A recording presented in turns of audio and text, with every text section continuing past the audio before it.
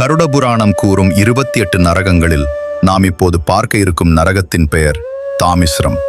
தாமிஸ்ரம் கருடபுராணத்தில் குறிப்பிடப்படும் நரகங்களில் இருண்ட கோரமான நரகமாகும்.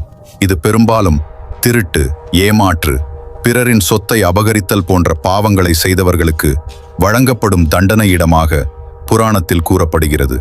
ஒரு மனிதன் வாழ்நாளில் பிறரின் செல்வத்தை திருடி மற்றவர்களை ஏமாற்றி வாழ்கிறான். மரணம் வந்ததும் அவனது ஆன்மாவை யமனின் தூதர்கள் யமலோகத்திற்கு அழைத்துச் சென்றனர்.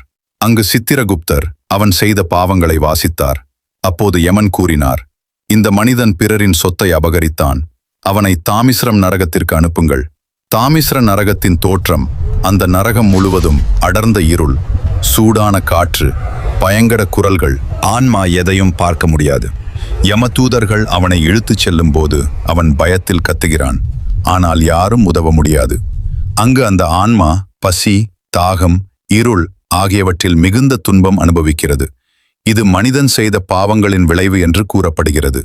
ஒரு மனிதன் இந்த நரகத்திற்கு செல்லாமல் இருக்க அவன் என்ன செய்ய வேண்டும் என்று கருடன் பகவான் ஸ்ரீ விஷ்ணுவிடம் கேட்க, அதற்கு பகவான் ஸ்ரீ விஷ்ணு, மனிதன் பிறரின் சொத்தை அபகரிக்க கூடாது, நேர்மையாக வாழ வேண்டும் என்று கூறினார். மேலும் இது போன்ற தகவல்களுக்கு துறை mites thoughts YouTube channel like மற்றும் சப்ஸ்கிரைப் செய்து மேலும் வீடியோக்களுக்கு பெல் பட்டனை கிளிக் செய்து கொள்ளுங்கள். அடுத்த வீடியோவில் பார்க்கலாம். நன்றி.